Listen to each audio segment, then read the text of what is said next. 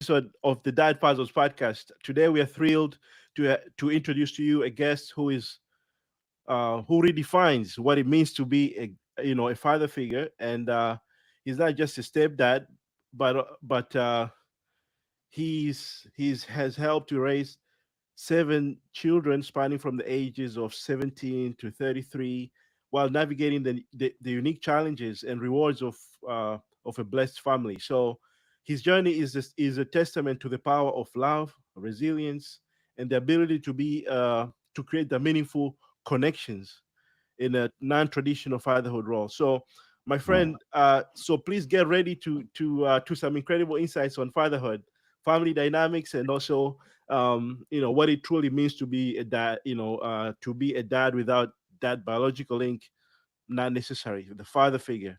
Welcome, my friend. Oh man, Sully, thank you so much, brother.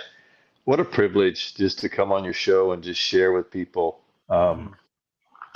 One of my greatest journeys in Hmm. life is being a Right. dad. It's something I always wanted to be, and I've been blessed, as you said, to help raise seven children that Right. are not my biological kids, Hmm. but they are still mine. Right. And it's a whole different journey and animal as a stepdad than a biological father. So, yeah, man, Hmm. I'm excited to get into this today and chew it up and, That's right. kind of see where it takes us.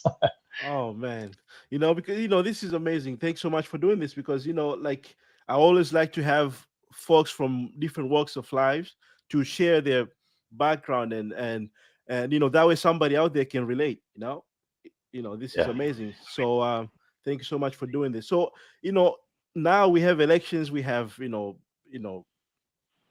President Trump, and then we have Harris. They all have they have they're sharing something common about a blended family. So how does that work? In terms of the the society. A lot of times, folks, like you have people they misunderstand about the stepdads.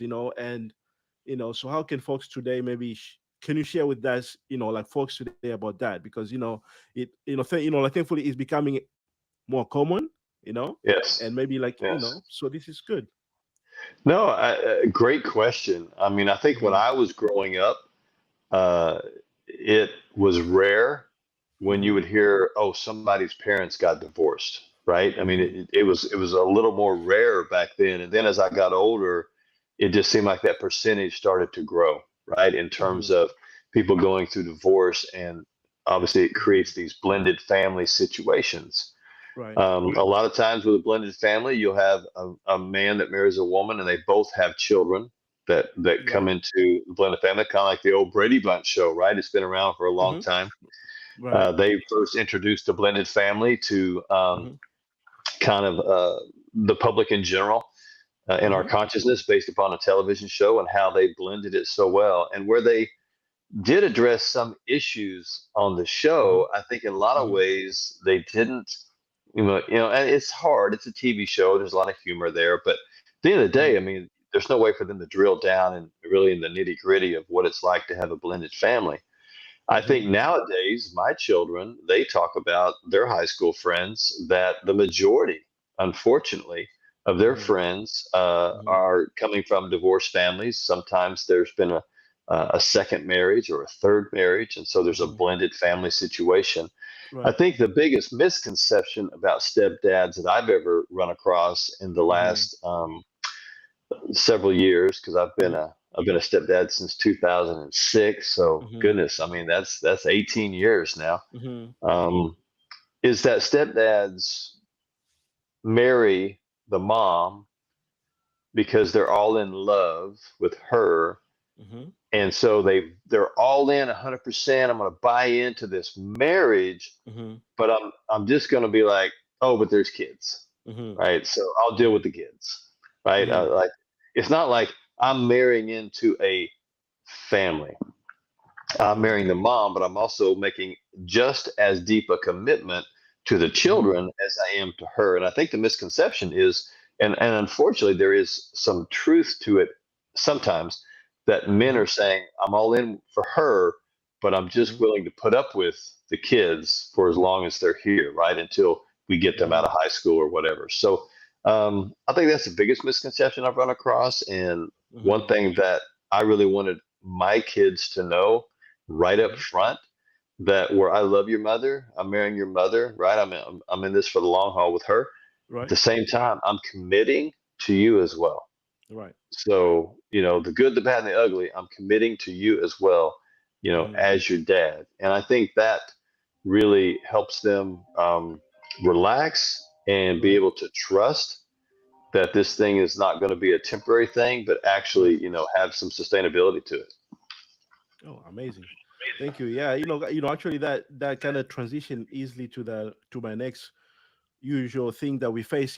Like kids nowadays, they talk back. Like thankfully yours they already have. Like 17 is the youngest. But when they're younger, like sometimes they like to talk back, and sometimes they can talk some hurtful things during those bad, those tough moments. They can be like, oh, for instance, oh, you're not my real dad, that kind of thing. You know, Right. so it's Right. like, when you have that kind of information, like that kind of talk, how do you try to build that strong relationship, along with that. So you're going to be stunned when I say what I'm about to say. Hmm. Out of seven children that I've Hmm. helped raise, not one time have I had one of them say to me, "You're not my real dad." Amazing. Now, let me tell you why I think that is not the norm. Hmm. Because from day one, Hmm. I invested heavily into my relationship with them. See, a Nice. parent can be one of three things: we can be Hmm. available, Hmm. involved, or invested. Hmm. Available, that's the guy that comes in after work, sits on the couch watching Hmm. TV. Kid Hmm. says, "Hey, I need help with this. I'll get to it. Hmm. I'll maybe help you with your homework sometimes. Hmm. I'll maybe help you pick out your clothes sometimes." That you're just I'm available. busy. You're around. Right, I'm Hmm. busy, right? Hey, you want to shoot baskets in the driveway? Right. Maybe later, maybe Hmm. tomorrow. You're available. I mean, it just means you're in the room, really. Right. I mean, that's all it really Hmm. means. Right. Um, and then involved, it's like, sometimes I'll get involved, sometimes I Hmm. won't. But that Hmm. inconsistency, just like me leaning in and out of the camera, it makes Right. us uncomfortable. Like, Sean, Hmm. stay right here in the camera, quit moving. So with Right. the inconsistency of Hmm. being involved, Hmm. it's like when a parent's just available, the kid knows Hmm. I can't trust that. So they don't even try. When you're Hmm. involved, you're back and forth, it creates Hmm. uncertainty. It's a roller coaster, right? Right. But Hmm. when you're invested, even though it still takes time for them to buy Hmm. in and trust it, they see a consistency, Right. which is what all kids need. The number one thing they need in a blended family is consistency.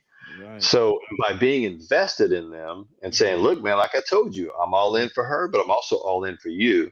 Hmm. And even though it took time based upon the child for the different Right. levels of buy-in, Hmm. I never heard "you're not my real dad," because I think people that hear "you're not my real dad" are guys that are available Hmm. or involved, Right. but they're trying to bring authority and expect Hmm. respect like they're invested, Hmm. right? I mean, we have to parent from a 360-degree understanding. We can't just be like Hmm. it's my way or the highway and then not Right. have a loving side, not have a side that's full of grace and mercy, not have a side that is guiding someone and guarding Right. someone. Hmm. I think it's people that only try to govern, right? I'm just going to Right. govern you. I'm going to tell you what Right. to do. I'm not going Hmm. to guide you in love or guard you to make you feel safe. I think Right. those are the parents that get that "you're not my real dad" or "you're not my real mom," right? Hmm. Right. So I've been fortunate that the Hmm. kids have seen, okay, I think this guy, he's serious about this, right? Right. Kids will act up. They'll try to get Hmm. you to test you. I'm Oh going to yeah. prove that you love me. Prove Hmm. that you love me. Hmm. And so when we just keep coming back and we show our consistency, and I'm Right. not saying that it's easy.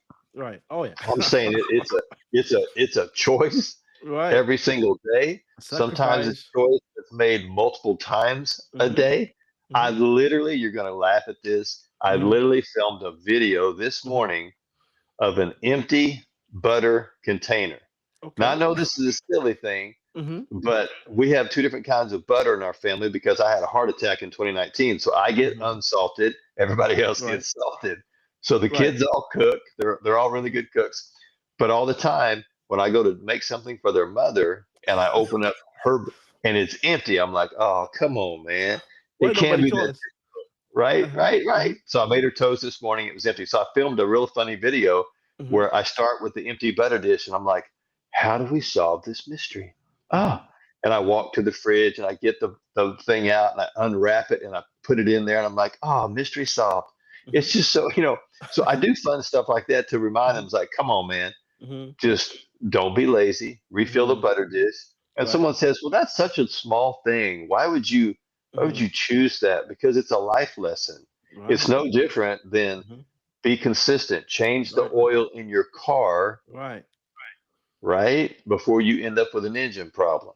Big time. I mean, it starts small, but it ends up being big in terms of life lessons and how we parent. So I think that's what people run into. Mm-hmm.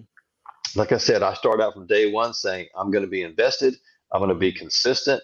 Now, Okay. listen to me, it's not about perfection. Hmm. None of us are perfect parents, Right. but it is about a direction that we're taking our lives and their lives based Hmm. upon that, just showing them. And then when we make mistakes, we apologize. Hey, I wasn't very consistent today, or I dropped the ball on that. And Hmm. then they see a consistency in that as well, which proves to them once again, man, this guy really is all in with me.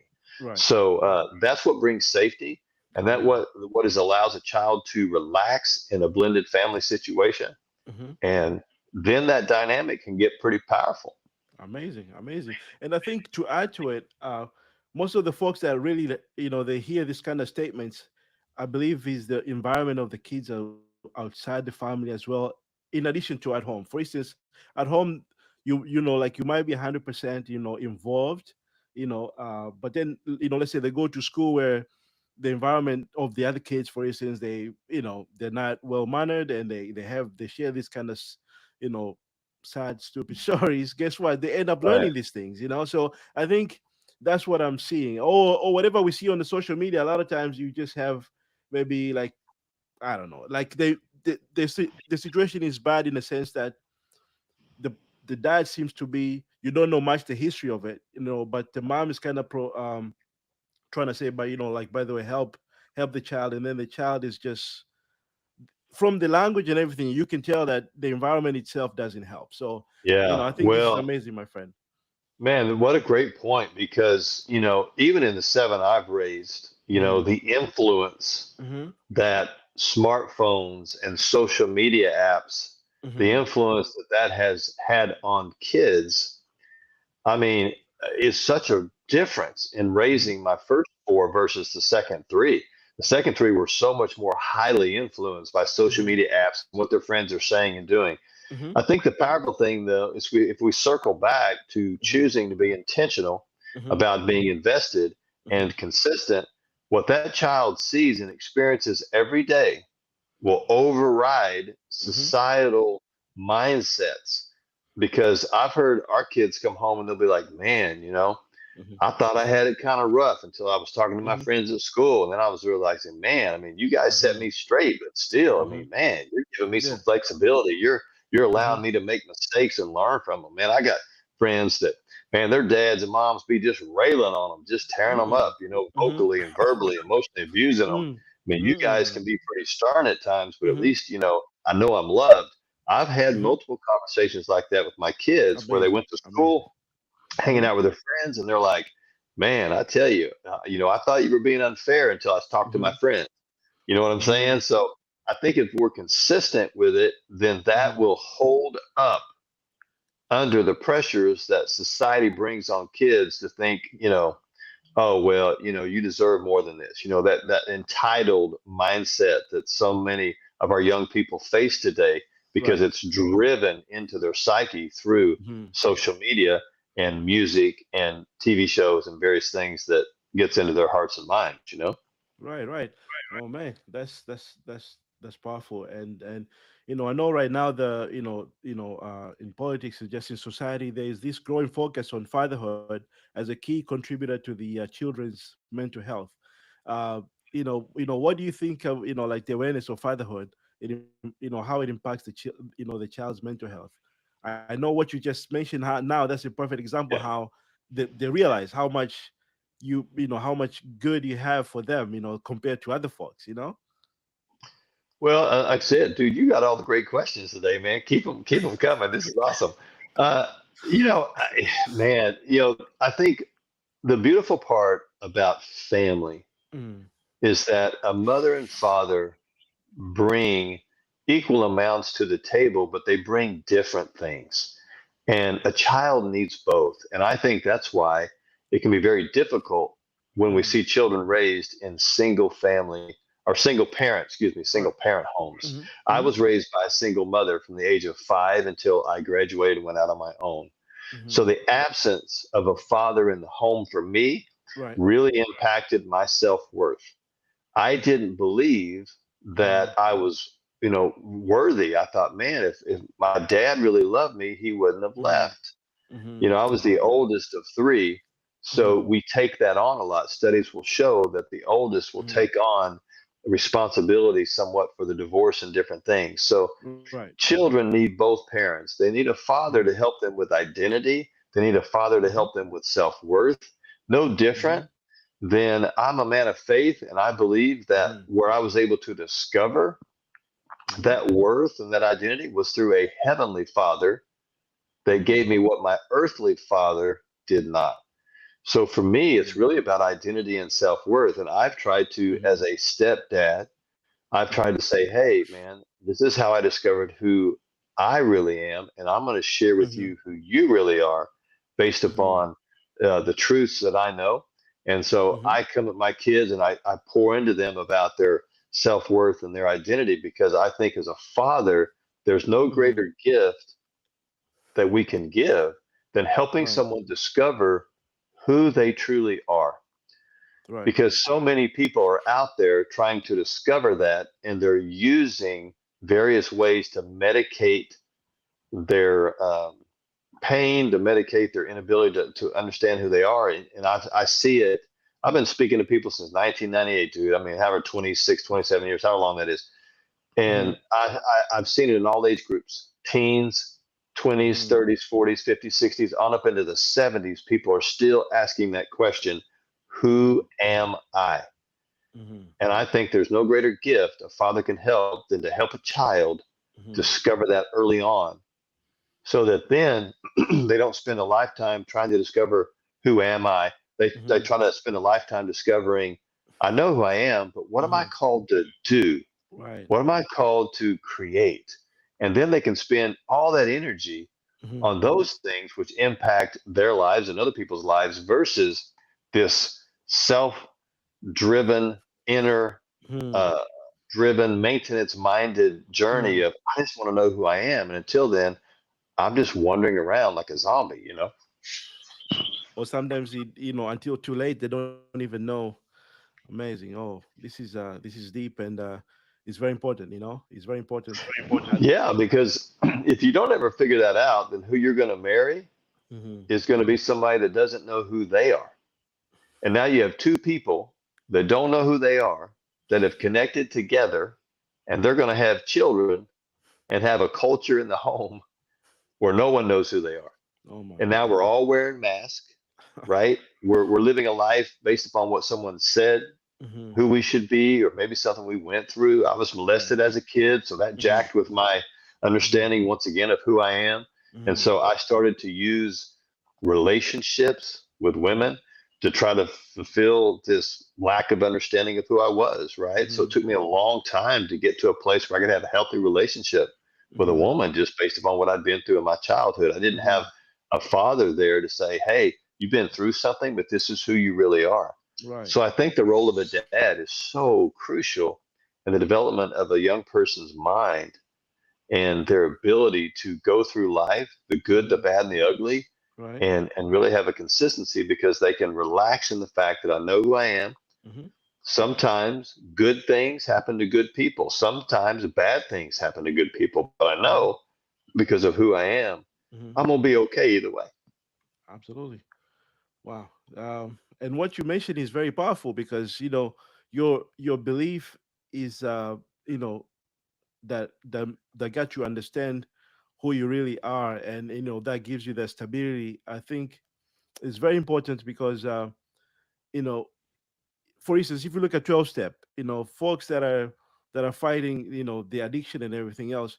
You Mm. have to have that belief, my friend. You see Yeah, how you see how it's working. So you have people that, let's say, they do not believe, and then with the 12 step, for instance, they have to establish that. Otherwise yeah, it's not going to work. absolutely. And I think just, one of the things I really want guys to hear today, Mm, that may be listening, or even women, mm, is that, I just want guys to stay in a growth mindset.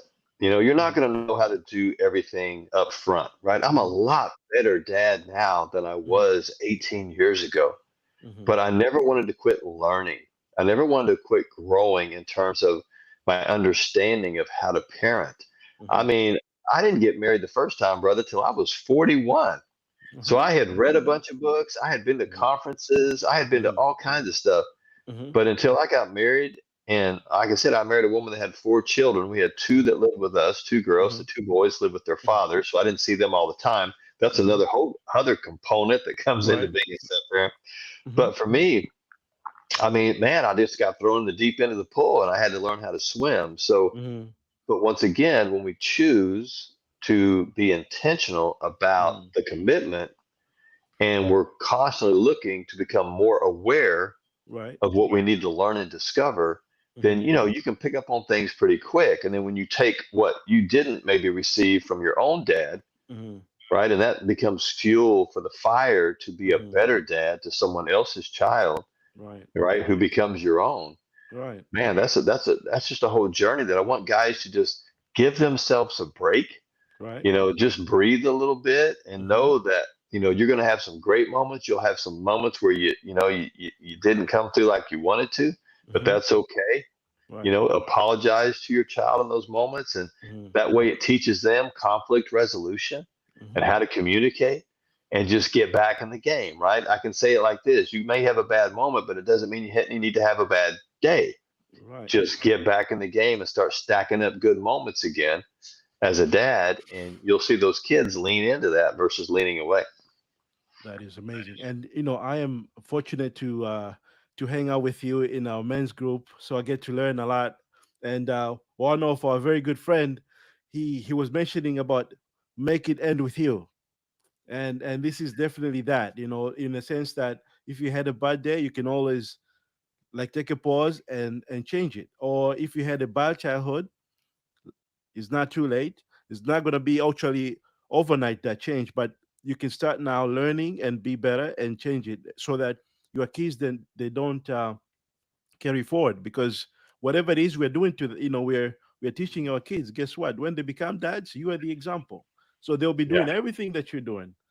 So thank you so much for sharing that. absolutely. And I think what guys really need to understand too is you got to take care of yourself. Hmm. Men out there are under a tremendous amount of pressure and stress to provide for their families, to be Right. that protective covering over their families. And so when guys don't take care of themselves, when they Hmm. don't get the right amount of sleep, when they don't Hmm. work out in some way, shape, or form, it doesn't have to necessarily be weights, but I mean, go for walks, play Hmm. tennis, ride a bike, do something that is keeping you in shape and getting that stress out of your body. When Hmm. we don't eat right, we don't get sleep, we don't work out, our self care isn't where Hmm. it needs to be. Right. We are not the best version of ourself. And if I'm not the best version of myself, I'm not seeking to give love or to give patience to my Hmm. children. I'm Right. seeking to receive Hmm. from my family, not Hmm. give to my family.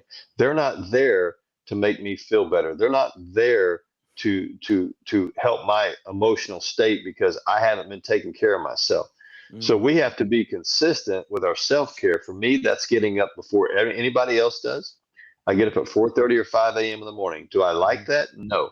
Hmm. Is it a must for me? Yes. I have to Hmm. spend time worshiping, reading Hmm. my Bible, in time in prayer.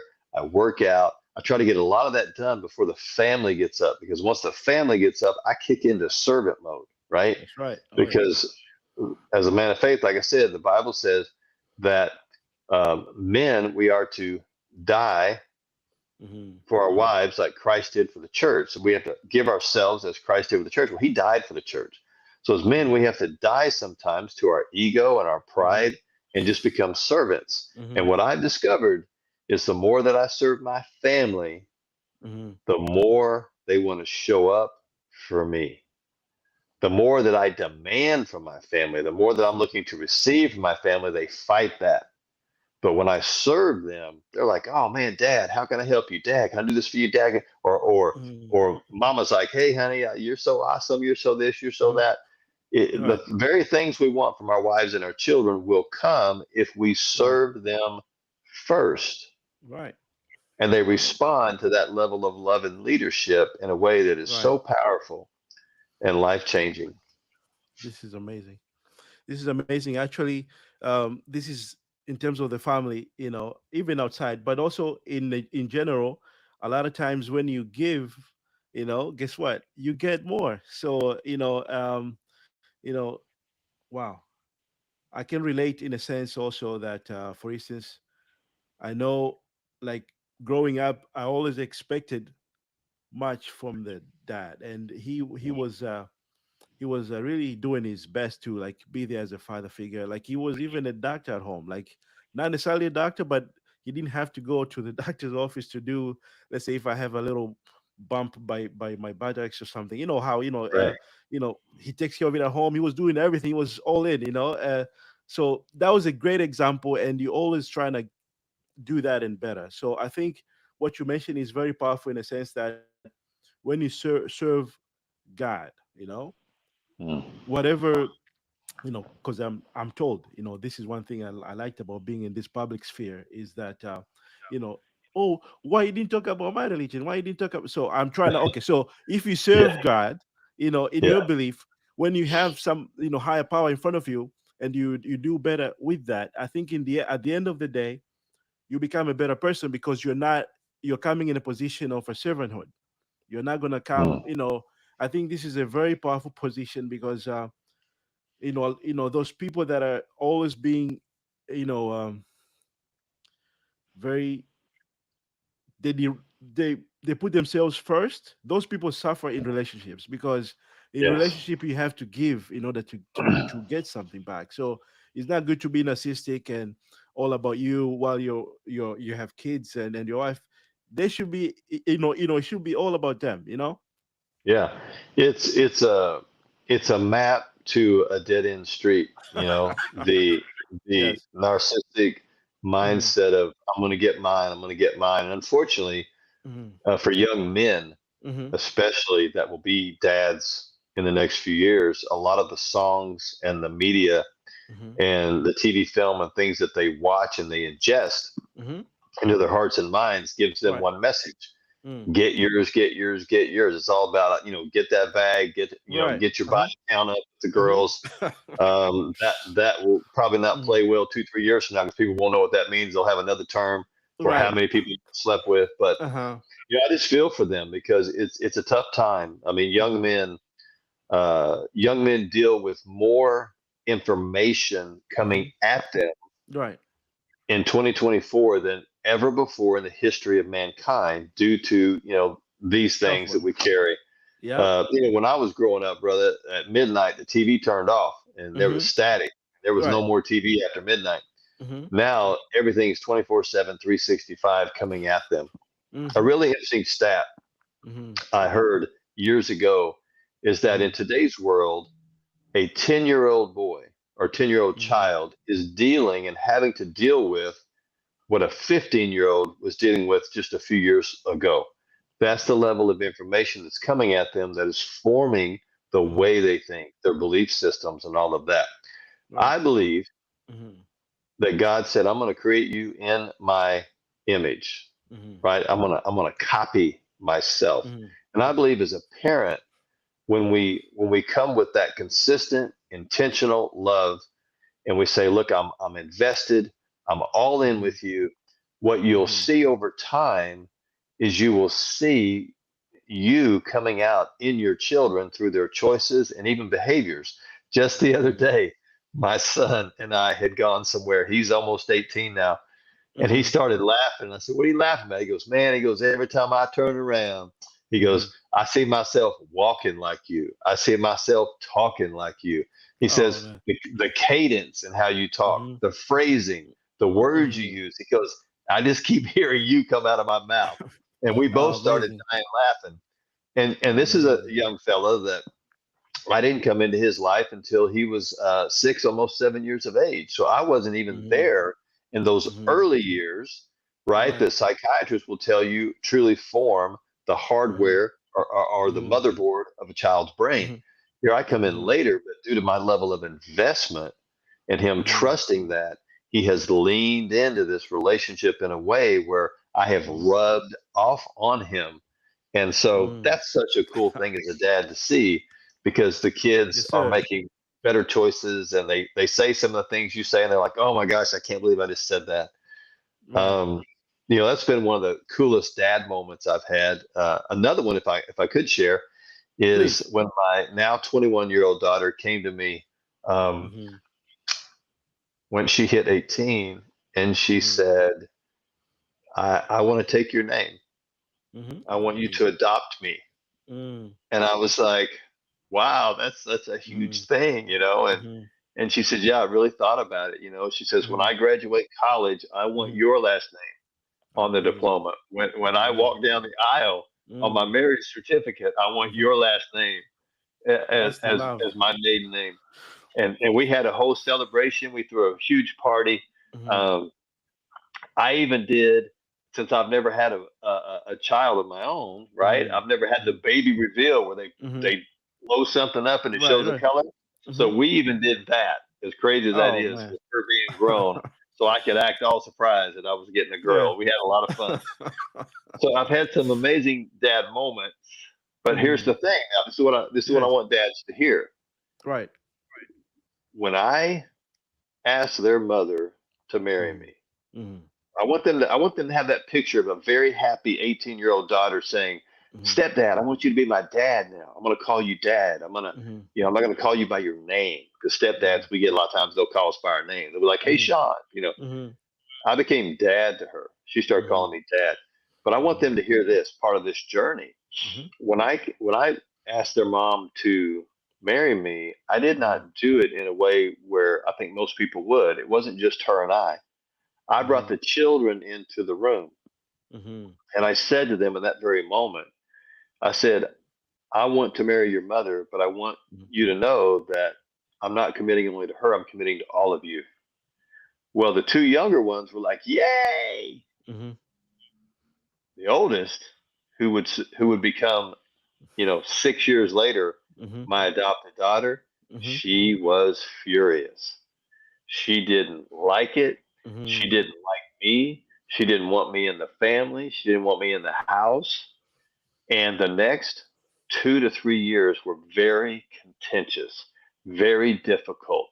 She really struggled Mm-hmm. in her childhood in a Mm-hmm. lot of ways. She struggled with some substance abuse and various things. Mm-hmm. And we butted heads a lot because Mm-hmm. I was coming in and having to establish a culture. Right. And where I did love with a lot of grace and mercy, I was Mm-hmm. also going to say there's boundaries Mm-hmm. and you're not going to disrespect your mom, who's now Right. my wife. That Right. may be your mama, but that's my wife. So we Right. we have It's to have another a level. Yes. Mm-hmm. Right. conversation. Right. You'll be long gone. It'll still be her and I. Mm-hmm. We butted heads a lot, and there were Mm-hmm. some arguments and Mm-hmm. and a handful of fights. Probably could count on one hand. There were Mm-hmm. some really tough moments, and I wanted to share that because that's the truth. I don't want to come on here and just act like, oh, I had it all figured out and everything Right. went smooth. Oh No. No. no, No. no, no, no, no. Oh yeah. Yeah, I've dealt with what everybody's dealt with. Kids that don't Mm-hmm. like you, kids Right. sneaking in and out of the house, all Mm-hmm. kinds of stuff they struggle with. Right. And so I just remember the time that I just said, I'm going to keep bringing consistency Mm-hmm. because they've never had that in their life based upon Absolutely. my wife's first marriage and how toxic it was, the environment Mm-hmm. that her ex Mm-hmm. husband created. He was Mm-hmm. an addict. And so it was a lot of dysfunction and toxicity in the home. Mm-hmm. I said, I'm going to keep being consistent. And at some Right. point in time, she's going to trust this. And eventually, it took a few years, but eventually she did. And I'll never Right. forget the time she came Mm-hmm. and sat down Mm-hmm. to her and wanted to talk to her mom and I. and Hmm. she lost it. And brother, she was just crying hard. I mean, Hmm. bawling. Right. And she's like, "I'm so sorry for Mm. everything I put you both through. Right. I'm sorry that I didn't get what you were offering me, Hmm. but I do now. Hmm. I get it now. I just didn't see it back then. I was too young and immature." And so, parenting is a long game. Hmm. It's Oh yeah. not a sprint, it's a marathon. Hmm. And we just got to keep loving on these kids as best we know how, keep growing, keep learning. And I believe in the end, Right. it will pay off. Absolutely. Oh, that's that now, for instance, if you do have somebody approaches you and they would like to learn from you with that experience itself, I mean, you should have enough material for any situation they might come across. This is beautiful. Yeah, thank you. Like I said, man, I've just tried to be a student of life. Hmm. I like to say this, I'll be 60 in Yeah. 2025. And I like Hmm. to say it this way. I look back about every 5 years. Every time I hit a birthday that's at that 5 year, like 50, 55, 40, 45, I always look back Hmm. and go, man, I didn't know nothing 5 years ago. Right. Right? Right. It's like, I know Hmm. next year I'll look back and go, at 55, I thought I knew it all. I didn't Right. know enough. At No. 50, didn't know. Hmm. And I've been doing that now since I was like 20. When you look back and Man, go, man, at 16, I didn't know nothing. what's the secret, by the way? You do not look that age you just mentioned. I think you're just joking with us. Man, thank you. You're my new best friend. No, I Oh appreciate man. that, man. I Hmm. think, you know, um, I think just trying to do the best we can to keep our hearts and minds and our Hmm. bodies in a Right. place where we take care of them. Hmm. I eat better now than I ever have. Hmm. For a long time as a single guy, like I said, I didn't get married till I was 41 the first time. So I Right. ate bad, like a bachelor Hmm. would. Right. But I've always worked out. I've always been very active. And I think being active is very important. Right. Also, where I didn't read hardly at all Hmm. from graduation of high school until the age of 30. Hmm. From 30 on, I've been an avid reader. So I've really Good. tried to help my heart and mind stay healthy. And I Good. think that people underestimate Hmm. the power of staying healthy in our emotional and intellectual states. Hmm. Because when we're walking around, we're fighting anxiety Hmm. and depression. Hmm. And the cortisol, the stress hormone that gets released in your body is so hard on you. It Hmm. makes it hard on your body to filter out toxins from the environment and the foods Right. and different things Hmm. like that. So we Right. just age quicker based upon, that we're kind of walking with all this heavy weight. So I Right. try to get that out of me. Like I said, whether it's my body or my Hmm. heart or the way Hmm. that I'm thinking, I'm Right. constantly looking for ways to grow that and Amazing. shift that. And I think that's helped with my overall energy and all Hmm. that over the last several years. So I appreciate you saying that, man. Amazing, amazing. Thank you, my friend. And I think you mentioned, because I was gonna ask you, how do you build that trust, in the big family like that? And I think like you just mentioned, how much you had to stay consistent and pour that love, and in the end, you show the magic of everything changing towards you. And this is beautiful. And I think a lot of like listeners and parents will learn from that, because even your biological kids, they can give you hard time, like because of the Oh yeah, environment. yeah, absolutely. And I think one of the quickest places I learned Hmm. about being totally invested is before I got married the first time. Hmm. There were a few years that I Hmm. worked on psych units, Hmm. right? These Hmm. were lockdown psych units with teenagers, Hmm. and they were kids that had really been through a lot in life. Hmm. And I would go on these units and I would ask the nurses, who is the child that's giving you the most trouble right now? Hmm. And there'd be like 20 right on the unit. Hmm. And I would go out and I would start talking to that one kid.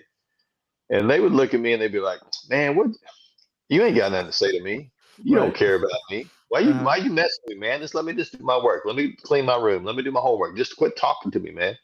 Hmm. But I wouldn't. I'd be like, come on, man, what's your story? Talk to me. Hmm.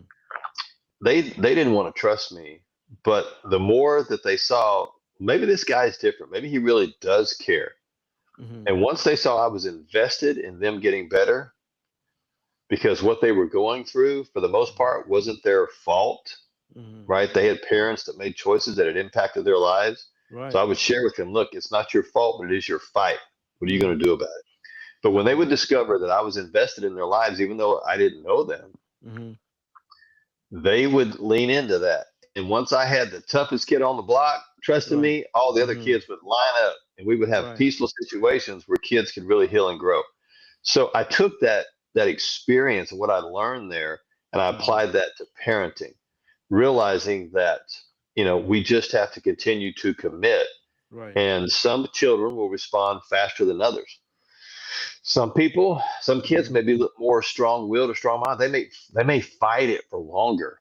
Mhm. But I tell you, man, I just don't know, of a situation at least that I'm close to where if you stayed committed to the long haul and show that Right. you were invested to the long haul, eventually a child Mhm. will come around and hopefully take that life lesson into their adulthood Mhm. so that they're having an easier time with who they're choosing to be in relationships with and Right. all those things. Like I said, we never want to be the type of person that looks for outside influence to fill the holes in our heart. Right. So our job as parents are to raise them up in a way that gives them the best opportunity to go live a peaceful, successful, powerful life.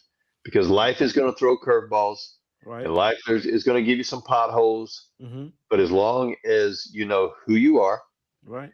and and you just believe in that, then I think a child has a good shot at making it and having a pretty good life. And that's to me what parenting and being a dad Mhm. is all about.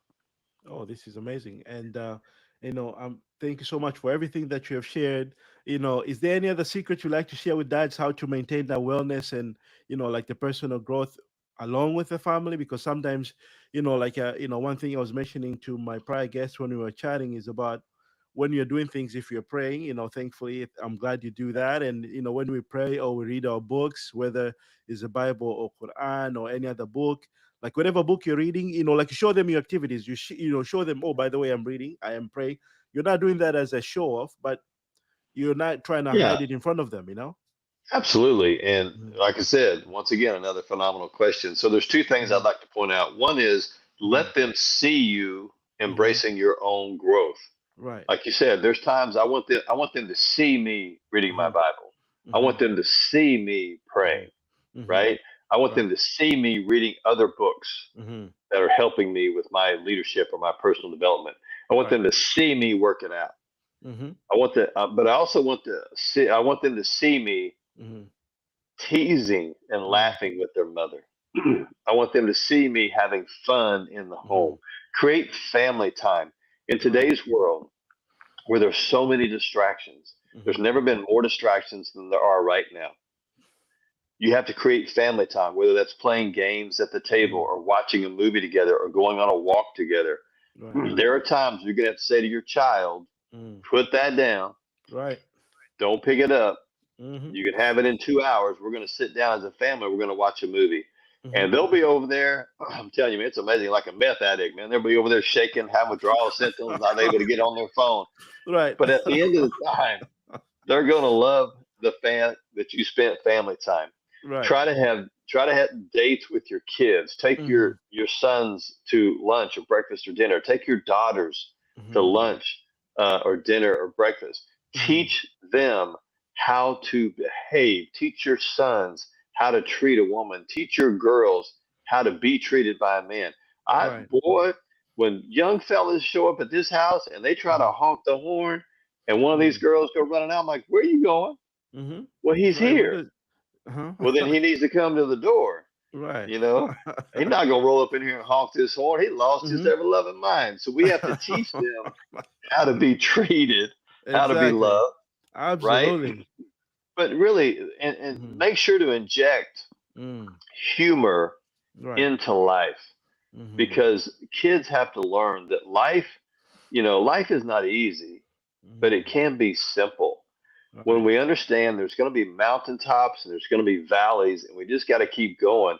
But there's Right. always something beautiful and humorous Mhm. in life Mhm. if we just look for it. But I try Right. to teach my kids to have fun, to keep Right. that childlike wonder about life. Watch the Right. butterfly, play with the puppy, Do those Mhm. things that make you happy, laugh, and smile, because that Right. helps you get through the tough times, right? So I try to interject a lot of humor, Right. let them see me being a real person. I Mhm. think the more they see us as real people, the more Right. believable we are as Right. parents, right? They're not seeing us as a percentage of who we are. They see us laugh, they see us cry, they see Mhm. all of the above, and they Right. go, man, I can be real. I don't have to hold Mhm. these things in or Right. compress my emotions down. Mhm. So I just want guys just to know that just be real, Right. be believable. Bring Mhm. some humor to the table.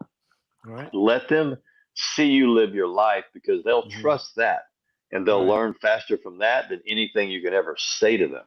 Right? Right. Right. Oh, boss, there are so many things, in this growth mindset that is always behind, that is haunting me at the moment. So I've learned, a couple of things, like one of them is about, to support you about, you know your last, like your son, how from the age of 7 and now is like 100% everything is perfect. The way that the way I can associate with that is like, I have learned how, you know in is in Islam, where I was raised back home in Tanzania, they were teaching us like, you don't make your child do the prayers until the age of 7. Mm. This is like a prophet, Muhammad, he that said that. So because of that, I'm like, 7, age 7. So now I understand, I guess from age 7 it's easier to mold the child, like in a sense, like you let them be kids, don't force them. I think this is a great lesson for us as dads, to not be too hard on kids, like you mentioned, because Right. you want them to kind of be observers now, like, oh yeah, this is how dad rolls, this is how mom rolls. Because Right. after age 7, then you start putting your foot down a little bit. Excuse me, you have to, that doesn't fly by. I mean, you can still teach them when they're kids like that, but I think from age 7 you're gonna start being a little bit more firm. Not So I think I was just, I had that my that that I had, I just remembered that situation. That's why I'm like, you know what? Let me share this, because that's the whole Yeah. purpose of us doing this. Because, I'm realizing how much, you know, how much life is very precious. Like, we lost a family member not too long ago, and I'm like, Mm. um, many things we have inside us we don't share, so our kids do not know, Yeah. our friends do not know. So I'm like, let me, from now onwards, any situation or scenario that happens in front of me, I will share, because this will be Right. the I want this to be an open book to our kids. When we're going, oh yeah, I Yeah. heard them speaking about this. So I think this is Yeah. I think. amazing. Yeah, I think so. I mean, as they get older, Hmm. we open up the playbook more, right? To use a Yeah. sports analogy, right? When they're Right. young, there's a few, like when a child is 2, Hmm. we can teach them to share, Right. Oh yeah. right?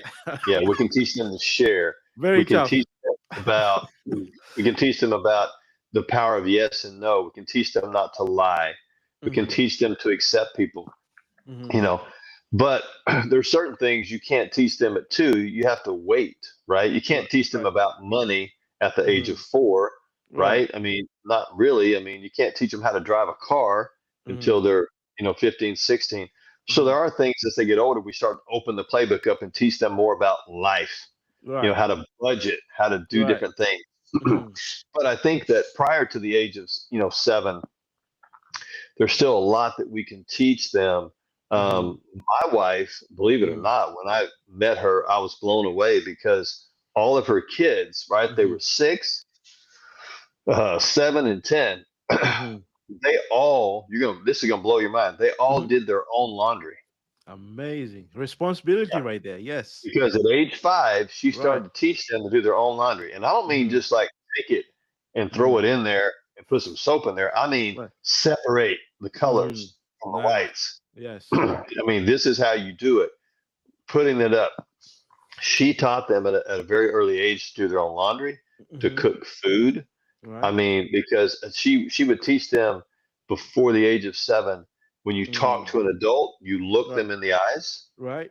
you shake their hand.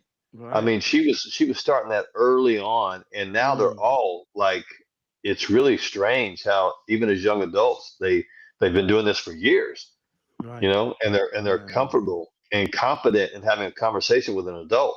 Right. So there's a lot that we can teach them, but you're right. As they get older, we Hmm. start opening up in terms And be of a little bit more different. firm. Yeah, for sure, for sure. But now, this is amazing, and I'm glad, we as dads, we can always go on and on and on. And Yeah, maybe I can share, if it's okay with you, one more thing with with my journey. My sure. wife, I'm very fortunate in the sense that I told you recently we lost our beloved grandma, from my, Mm, like my wife's side.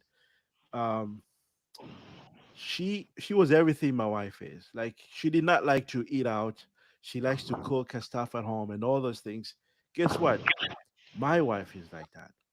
See? mm. So I mean, so kids learn, they take from you, so now actually I'm just benefiting because I don't get to eat out a lot, like we eat out, yes, but we don't Yeah, eat the junk food as much outside because right. we have this food that's been cooked with love by the queen right at home, so Yeah, yeah. my friend, this is amazing, man. This is amazing. Wow. Boss, so really, thank you so much for sharing this. And I'm in a journey, like you mentioned, growth mindset. I Yeah. am trying to grow, as and do better, share more. I want to be, like you mentioned, thank you so much for encouraging me, because you've been there Yeah. yourself, as way before me. So thank you so much for doing this. Let me see if there's any queries from folks, Okay. because we're live. I don't see. We are Yeah, live. okay, but there's no queries at all, my friend. I'm not surprised, but you know what, with time, once I become That's big because shot like yourself, we've answered all the questions. They're that's shocked. it. They're stunned right now. They're taking notes, going, "Man, I got to get busy." So good job, brother. Your questions were perfect. It allowed Thanks, me to sir. address a lot of issues that us dads and Thank you. stepdads deal with. Hmm. Um, when I speak, I Hmm. wear red socks. Now, Hmm. people ask, why do you wear the red socks? Because it's about legacy. My Okay, okay. grandfather, my papa, Hmm. was a Hmm. minister, a preacher for almost 40 years. And he was this Hmm. 5'9" Italian guy who was a really sharp dresser. And he wore fancy Using his socks, hands. fancy ties. Hmm. And so I wear the red socks because they remind me of him and the legacy Amazing. that he passed Amazing. down about loving people. And people are Right. important and people matter. So, it's all Mm. about legacy and us, um, when we leave this earth, that hopefully Hmm. our children and our grandchildren will continue to impact lives in a powerful way. So Hmm. thank you, my friend, for allowing me to come on, Thank you, sir. your Thank show you, and just sir. share my heart about being a dad. And I think it's a Yes, powerful sir. idea you have here. And Hmm. I'm excited for you, man. Thank you so much, sir, my friend. I truly appreciate you for sharing great stuff, and I'm sure folks, once they listen, they will learn so much, and the people that they're not in a situation, or they're in the situation, they will learn from it and become better better people, and better dads and moms, because this is a lesson not just only for us dads. So this is a Yeah. wrap for today episode. Thank you so much. If there's one thing that we have learned about, is that fatherhood, it goes beyond, like, like the biology.